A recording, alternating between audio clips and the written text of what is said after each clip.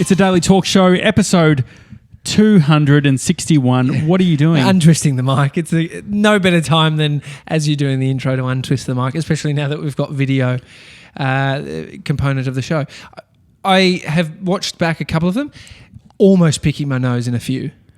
Is that a thing? Well, Bree was saying that the video does bring another element. The visual element. Yeah, and what is it? Well, she was just saying you've just got to be careful when you're talking about serious things, what facial expression you're doing. No, that is true. That is very true. I remember there was one show where you talked about something serious and then you approached it gently. Yeah. But then we were like, fuck, imagine if that was recorded for the faces. So she's onto it. We've got to... So how do we talk? It brings another element to it. It definitely does. But... man, the one thing is still this heat thing, just getting hot. We turn off the aircon to do the show. We're in an office that has no windows. There is a skylight above us, but that's just sending in heat. So we've got an aircon does the job. Thanks to Scooter Derek, actually. Yeah, would be dead without Scooter Derek. Very true. You would be. We wouldn't toasty. be in here. That's for sure. You'd be on fire. Something else that happened here at the office this morning. I got in. And I was firing from all cylinders, had to go to the toilet. Seems quite regular. Is that what that means? Probably not. Firing from all cylinders is a car reference. I was firing from all cylinders at 4:30 this morning. Wow. I had Thai last night. You got up? Got up at 4:30. Nah, that's bad Thai. That has to... Well... You're not... Because otherwise it's quite weird. Well, there's one thing I know about you. You're consistent. Yeah, very consistent. Not in your emotional state, but your bum state. I feel like we're painting a picture of my emotional state. Do you really think that I'm unhinged? Depends on when I get you. Yeah. Which is why I love you. I'm not saying it's a bad thing. I think I'm maybe emotionally honest. I will go with that because then you think? Emotionally honest isn't that's not a criticism. Yeah, but do you think that maybe I'm what's the word if you wear I've got your no heart control? on your sleeve? Do I lack self-control? You don't lack self-control. In some areas, maybe, like we all do. But I think the self-control I don't want you to hide your emotions. I'd rather you be you. I'd rather you show me which Josh we've got for today. Yeah. But it's fine. I think that's I don't want you to come across like, I think this is how bad stigma gets created around people who fluctuate their mental health issues. Is that what you're saying? I don't think I've got mental health issues. No, I've got a little. You've got a bit of mental health issues. 100%. We all 100%. Do. You're emotionally honest. I appreciate it. But just quickly on, because we had a meeting at the beginning of the year where we didn't think that we were going to do this client job, but the person asked if we would come in, so we sort of did them a favour and went in. I love that I don't know this. It still hasn't twigged who it is, but I'm enjoying the story even more. Are you going to say it? It was. You don't have to. I want to guess. It's a guessing game for me. It's a guessing game.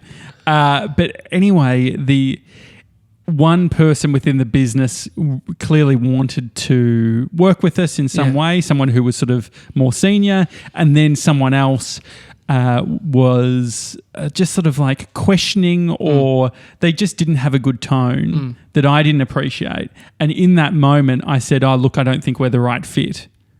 And it felt like it came from an emotional state. I felt like a heightened sense, like I'm about to tell them to go fuck themselves. So I said, look, I don't think that we are the sort of right fit for you. Yeah. Which sort of shut the whole thing down. I feel like, because it was at the end of the conversation, we only had like 5 minutes left of the conversation. Do you think that I should have maybe played it out a little bit longer, said, oh yeah, we'll email, because it was a real showstopper, because we were talking about, oh, we could do this. Oh, maybe you guys could do that. Maybe you could send us an email. Yeah. And part of my frustration was that I don't like being asked, to quote for a project if they haven't seen any of our work. If there's no buy-in for them, why are we sitting down with them? I think a general rule of thumb, and I'm talking to myself here, if I was to take the foot off the emotion 10% in every interaction, but also not act on it and just move away to then gather my thoughts, I would probably make a different decision. There is a reward enacting on the emotion in the moment because it feels good. How good did it feel? Yeah, And now great. I'm onto which one this was. Yeah. And I was like, yeah. Like I all got a bit high-fiving. offended. Josh got a bit offended. And then Josh stepped up and I was like, yeah, Josh. And we're all high-fiving afterwards. They're like, they were in the car just being like, fuck those people. We showed them. But I feel like... See, there's the reward. Yeah. There's that we've got gratification out of your action. But I did something similar on the weekend on Sunday when Bree and I were in Williamstown having breakfast. Yeah. Because we were picking up a bowl from a friend in Coburg. The bowl story made an appearance yesterday, but this is a new spin on it. No, but it turns out Bree thought that Williamstown was close to Coburg. Yeah, no. Different bridge. You have to go over. Anyway, so we went to Williamstown, did all of that, and when we were in Williamstown, we were reading books under a nice tree. That's nice. And I said, very cute. Yeah, I said to Bree, said, "Oh, should we head?" And I'm like, "Can't we stay here for another 4? We still got 40 minutes of car parks." And she's like, but don't we want to get the bowl? I'm like, but Jack and Bianca said they had all day. And she's like, yeah, but I also want to go in the pool at your mum and dad's. Oh, the Rowville pool's getting a run this summer. Yeah, and so... You haven't even invited me around. The thing, I don't go in the pool. This is the thing. I don't use the pool. Well, I should use the pool, actually. Maybe tonight, given it's been so hot. Is that an invitation? I'm not fucking... You can, but you got to come to Rowville. True, not coming. But anyway, so I said to Bree, I was like, I was thinking we could just hang out for the day instead rather than just going straight home because we're only at my parents' for another 3 days before we're then house sitting and then having our own place. But I'm just fucking over it. Like, mum and dad are great, but just like... Sick of the cooking. No, just the 20, like being 28, being 28, you just don't want to spend time at your parents' place. Yeah, I visit, which is lovely. Yeah. Living there is a probably different feeling. And so I said, I was thinking Port Melbourne. Like we could have gone to Port Melbourne and gone for a walk. Yeah. And then Bree said, that could have been nice. And so she'd sort of changed her tune a little bit. She went from, no, we've got to get back to, Port Melbourne could be nice. But then as we were driving from Coburg back to Rowville, which is like an hour for people playing at home, Bree said we were on the freeway and we could exit onto Port Melbourne. She goes, we'll go to Port Melbourne? I was like, nah. You decided. I've decided that I had made a call that... And it's weird because I wanted to go to Port Melbourne. And Bree was sort of saying like, no, you are... what is it called? Punishing. Yeah. I'm punishing her for making the wrong decision. I've seen you do this. And do you think does it feel good?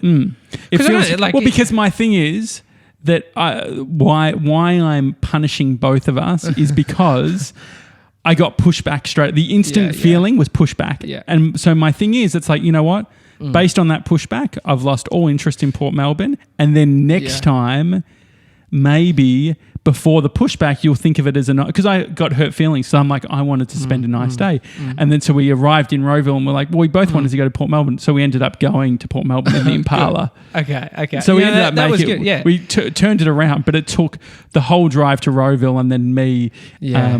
I mean, you see, that's a high emotional state. For me, I've moments where I'm in bed and I've had a disagreement with my wife and I feel like I won't stop. My words will not stop because it's like Is it always in the bed? Is that you flow on to the next thing and you go, no, listen, but you need to tell me And I feel like if I just it's like go for a walk. That advice is like to the person that's feeling like that is just fucking infuriating. But sometimes you like burning the house down. Yeah, I know, but there's the reward to it. That is so the reward there. But I think the long-term reward is taking your foot off the emotion and stepping away from the situation. I just know it works for me, and I think it does for a lot of people. And so in those client meetings, as much as some of them, it actually serves us because we didn't want to do it anyway. Well, that was the whole thing was, the learning was, okay, about the emotional state thing, but it was also like a clear point of if we feel this way about a client before we go in, we probably shouldn't even have the meeting. Did you see that? No, we're having flickering. It's from one of the lights here, the Mr. 97, the power input. You just make sure it's push it right in. Yeah. Oh, that was weird. Also matching people's emotional states because if you bring something to the table, so unless they're meek and you've really run all over them, or they've had it done to them many times, they will probably elevate their emotional state. And so it's only fraught with fucking bad response from someone else, which we matched in that meeting. Because now I remember and I'm feeling the emotion, but I felt like a bit fucking offended from this person. Yeah. And then I could sense you were offended, and then I brought it up, and we just. What were you going to talk about before I interrupted you? So when I got into work this morning, firing from all cylinders. Yeah. Oh, that's right. How did we get from not Thai? From Thai. I don't know, mate. That's the daily talk show. Yeah. A lot of banter. Sitting on the toilet, doing a bit of a scroll, and so I'm looking at my phone. Don't fucking judge me because I use my phone on the toilet. 90% of people do. Yeah. And 19% of people have dropped it in the toilet. Yeah. I haven't dropped it. Don't know where I heard that fact. That was a podcast. Sorry, I can't remember which podcast. Go on. I dropped one of the old school phones. Like a Nokia? One of the Nokias. And anyway, I'm sitting there scrolling, and just my peripheral just sensed some movement. And as you were in the toilet? Yeah, like at the door. And I was like, okay, no one's in here because the noise of the door hasn't just gone, you in here. And anyway, there's none of that. And so I sort of just was like, okay, there's movement. I won't look up yet. Still scrolling. And I look up, and there's a little fucking mouse just looking at me. And I was like, oi. You said oi? Yeah, I just kind of like kicked my legs up, and it ran off. But it was that was my start to the day. A little mouse coming to say hi while I'm taking a dump. Well, I had an animal related incident as well. Mate. No, so I was walking. No, it was at 4:30. The animal arose at 4:30 a.m. this morning. I was walking along Sackville Street, if you must know, in Collingwood. And I was walking just along the path, and this fucking dog barked at me right when I got to the gate, and I fucking jumped, like big jump. And then I looked, and it was a small dog. Yeah, little And mutt. so straight away, I was like, I need to do something. Like my instant response was break its neck. Emotional state. No, it's like do something, like fucking yell at it. Yeah. And it reminded me of when I was in high school. I remember there was a dog barking at me as I was crossing this thing. And so I started barking back. Rah, rah, rah, rah. Anyway, the owner came out and said, "What are you doing?" Yeah. And I look like a fucking maniac. Yeah, I was like barking at a dog. Tail between your fucking literally legs. That was my, like when that dog did that, it was a little bit like I was ready to do like that, a current affair style. Remember that dude? Like, rah, rah, rah, rah. I will say I've barked back at dogs, but swearing also. Because at the moment you're scared, like swearing in response to things, not in client meetings, but when like pain, swearing reduces pain. Oh, sure. Did you? I don't think I've told you. My friend, who is a dog owner, she was walking on her own, and her neighbour's dog bit her. That's fucked. On the leg, like savage, like bite, bleeding, broke skin. Oof. And so she ended up telling the owner, and the owner didn't give a fuck. Yeah. I was like, got to put the dog down, surely. Nah. How savage was it? What kind of a dog? I think it was like one of those like. So I got bitten at a park when I was young. Nothing bad. Jules Lund, he's got a scar on his face. He got bitten by a dog. That's right. So mine as nothing like that. But I got bitten. The woman who used to own this trendy homewares shop in Brighton. This is how funny is that the only reason I know is because Mum was like, "Oh, she's the one that owns that shop." Oh, really? We're taking the shop, and all so its every tools. time I walked past, I was like, "That fucking mutt!" And the dog just ran up. And also the dog. The dog jumped up. This fucking thing jumped up and just nipped my side and drew blood. But I was always, it's not much unless it really harms you. Could you fight with a dog? Dude, when I think about, because kids, my son, when I'm near, like he loves dogs. Yeah. And they've got no filter. They're slapping them and walking up, just doggy, doggy.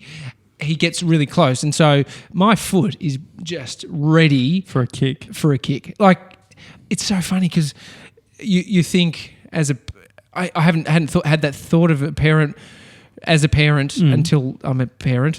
Yeah, I get like it. Anything. I understand. But I was like, I actually would kick that dog flat in the head, which I love dogs. Yeah. Hate cats. I'd probably crack a cat's neck. No, cats are all right, but I'm allergic to them, so I hate them. All cats, probably not. Majority of cats I'm allergic to. Some aren't. So sweaty. Yeah, you are pretty sweaty. But you definitely kick your dog in the head for your kid. I'd kick a dog. You would kick your dog if you had a dog, I guess so. Yeah, I reckon I would. I'd kick a dog in the head for you.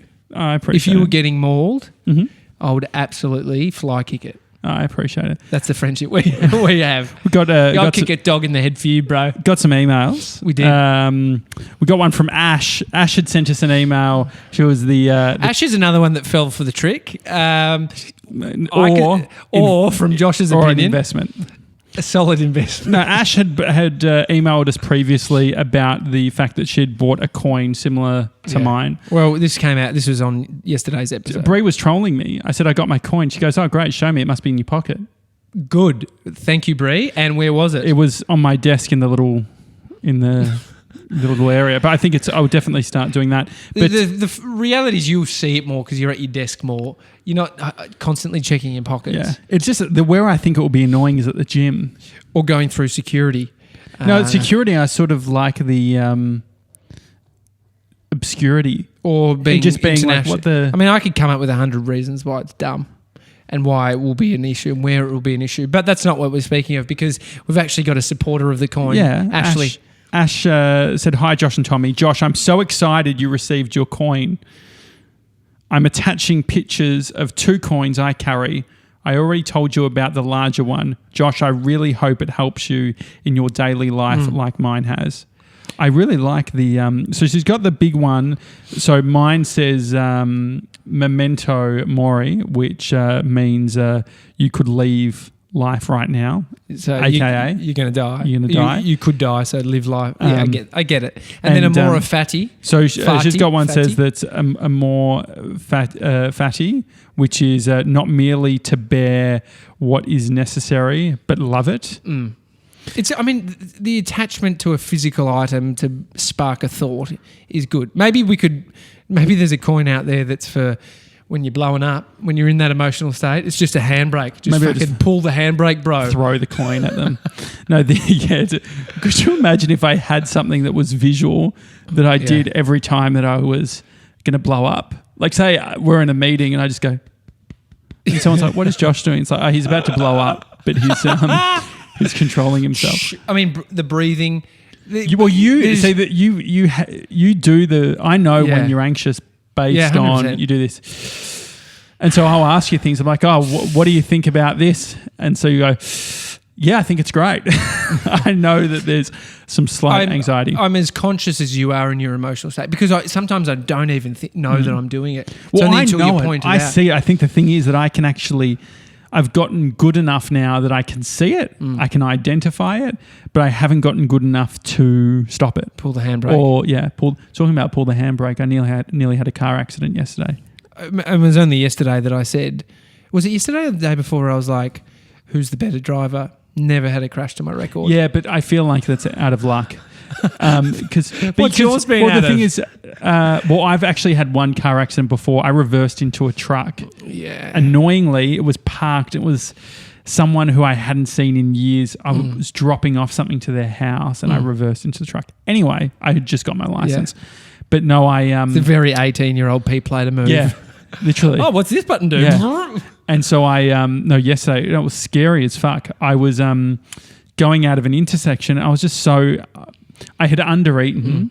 I'd eaten a boiled egg, which you provided me, which was delicious, by the way. Bree said, "Did you have any seasoning on it?" I said, "No." No, didn't need seasoning. Shredders. We're just. I don't think it needs bulk it. And breed. Shredophile. Not a time to say that. No. Why? What he's done is brought an in-joke that Conspiracy Jimmy and I have. Shredophile. I don't get it. I don't even want to go there, dude. We will on another episode. No, what does it mean? Shredophile. We've built a personality around a dude who goes to the gym but is also a pedophile. So I thought it was someone. Like if you have obsessed with his body, but he's also pedophile. Well, I take that back. No, but the shredophile. Take it back. But a shredophile I thought it would have meant someone who's upset. Like if you're like a UFO file. I've never heard that. Well, no, isn't that like a way of describing someone obsessed? Maybe, but the shredophile. What is actually pedophile? What does pedophile actually mean? What do you think it means? someone who is overage that forces. No, it's actually not. What is it? It's a person who is sexually attracted to children. I need, because here's the thing, I can't say it without giving some. This is the video thing, because when we were talking about HIV yesterday, which was serious, Brett was like, okay, be careful. Pedophiles, it's not funny. The persona of a dude that goes to the gym that you think is a great looking guy who's got big muscles but is also a pedophile, he's a shredophile. And so that was where it was like, you could imagine that type of person, that type of dude who's like all about his body but is also hiding a lot. What do you think from his mates at the gym? And he's a shredophile. Do you think there is so fucked up? Do you think that there is when you become a parent, pedophile jokes become less funny? Because I find that when I was a teenager, pedophile jokes were funny because it was like we felt like I'm not going to lie, some of them still are. Yeah. But if I get it, as a parent, they hold more weight to me. Whereas much as I might laugh, I also think, holy fuck, I've got a kid. If you attach it to the actual reality of it, it's fucked. You bring some life to it within your own world. And that's what I think about. It's like people who maybe have like experienced that shit. That's what you got to consider, I guess. Like having a joke. But then even... like I remember making jokes to friends when I was younger, and then they started crying or whatever, and I asked them, they had a whole fucking backstory of shit that had happened to them. So sorry if the shredophile was offensive. Term was offensive. It's not meant to be. It was an in joke that I brought. So this is the thing. This is the example. Like I tend to do that. I need to admit though, the car thing. So as much as I've never had a car accident. There is and I noticed this morning when I stopped in to get petrol from the service station, that I quite forcibly pulled on the handbrake while as I still parked. driving. No. As I'd parked. Okay. So here's the thing: and Amy's pulled me up heaps about this. We've got an automatic car. An automatic car, if it's in park, it won't roll because it's engaged. It's in park. It's like it cannot roll. Yeah. There'd have to be something severely wrong with the car. If you left it in neutral, sure, but sometimes if you're on a flat, but you'll sometimes see. I notice if you put it into park, and you don't have the handbrake, you get out of the car, you'll notice a slight movement, but it does lock. There is a point, and I don't know, maybe different. It could be, but it's probably 4 wearing 5 down centimeters. Something. So I think it'd be good to engage the handbrake, but that's what Amy pulls me up about, not engaging the handbrake. Yeah. In most instances, pop into the car park, the shopping centre, just whack it in park, get out. I had a manual car where you learn pretty quickly to fucking rip that handbrake on. The one gronk piece of behaviour that I demonstrated was at a petrol station, which is why I have the fear of handbrakes in petrol stations. I was at a 7-Eleven petrol station, and I love 7-Eleven. I'd had a big weekend, and I just if you've ever had a massive weekend, bit of a bender. Yeah. Lots of no sleep and the coffee and petrol is actually are the same pump as well, which is no, not that far. That wasn't my gronk behaviour. So it was cloudy, and I just literally pulled in, got petrol, walked inside, got a Slurpee, came back out to my car. I'm like, what the fuck? I look right, and there's this guy running with my car. The reason he's running with the car is because he's a fucking dude who was fixing something in the ground, and my car's rolling towards the hole that was exposed. You fucking idiot. It wasn't a massive hole, but what the worst thing was, it fucking ran over some part and bent this part. And he'd stopped my car and had gone under what had gone under the car that slowed it down was a witch's hat. And so I've run over and fucking ripped on the handbrake in the car. He's like trying to stop it from the hole. This is 7 years ago. Oh, okay. Not your current recently. car. This is this is the manual. The old manual. Uh-huh. And the takeaway was for me was fucking pull your handbrake on all the time at a petrol station. Probably that should be extended to everywhere. But I was paranoid because he's like, look, man, I'm going to have to get your number.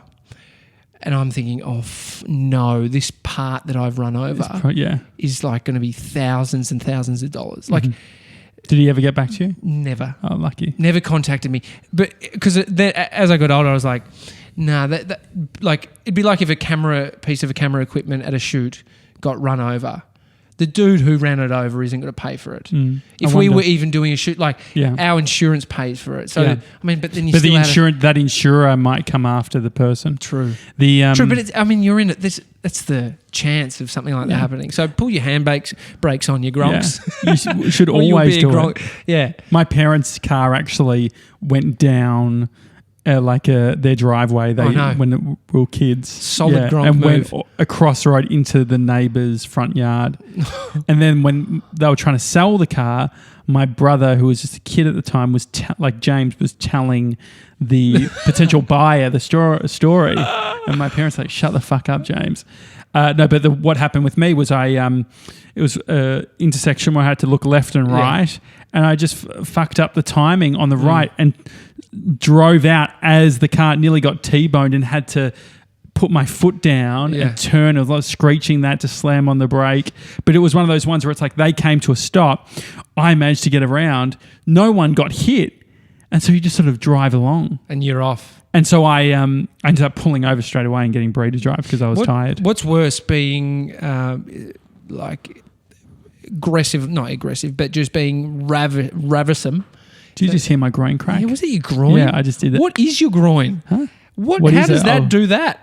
How does your groin crack? How are you? You know how you do the stretch. Anyway, go on. What's more dangerous, being severely hungry driving or being drunk? Severely full. Because I've seen. Oh yeah, sure. Drunk, don't fucking drink and drive. Yeah. But I've seen hungry. Yeah, because you fall apart when you've eaten a lot too. There's a lot of moaning. Like that's pretty next level. Like if I've gone to Mexican Cantina in Narre Warren, rebound they look court, after the old social media manager. Yeah, they did. They actually gave me. That's when you know you feel like you're a fucking baller. Went into Arrett, who owns Mexican Cantina. I met him, lovely bloke. He's like, Josh, have you tried the jalapeno poppers? Ooh. I'm like, nah, mate.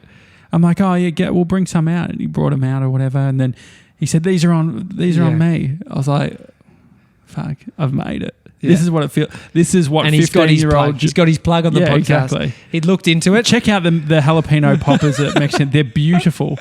They're an amazing addition. That's an endorsement. That's an honest endorsement if I've ever heard one. But the combination is very good. I actually got in my friend used to work at Mexican Cantina. Her name's Steph. And I asked if she could find out how they made the shredded beef. And she was trying to find out, and Arrett's like, nah, because he's going to fucking make it at home. So I asked Tommy D, one of my good mates, been mates for a long time, and I thought we were pretty close. How to make the waffles? Not close enough to know the waffle recipe. Would he not give you the waffle recipe? He wouldn't give me the recipe. That was his whole business of Patch sold on the waffle recipe. No, that was the foundation. That was Uber Eats kept Patch alive for the waffles. Yeah, but he wouldn't give them to me. You can't get the secret sauce. Surely he would give it to us now. Spices. Do you think? I hope so. I mean, he doesn't own the cafe anymore. Yeah, another email from... This is to finish off because we've got the wrap-up from M-Dog. From Mr. Marie. Hey, Josh, Happy New Year. Heard you'd left social media. She wants to know my thoughts on that. On the latest podcast, you guys were chatting about unhealthy habits, self-management, New Year's resolutions. Totally agree. There's not one-size-fits-all approach. A friend and I were talking about similar things, including what motivates people to overcome procrastination and build good habits. And we came up with a fun little project called Diddly. It's diddly.co. DIDLY.co. Anyway, Diddly helps people achieve goals using money as a motivation. You set a goal, set a deadline, and set a price. If you don't achieve your goal by said deadline, we take the money and give it to charity. No pain, no gain. That's a fucking good idea. It is great. We're about to run out of time here. Okay. I love that idea. Diddly.co. Diddly.co. Yeah. Tomorrow, let's talk about resolutions. If this is... if you're listening to the podcast and haven't checked out the video, give that a crack too. It's just youtube.com/The Daily Talk Show and give us a subscribe. Or email us, hi@thedailytalkshow.com. We'll see you tomorrow, guys. Bye.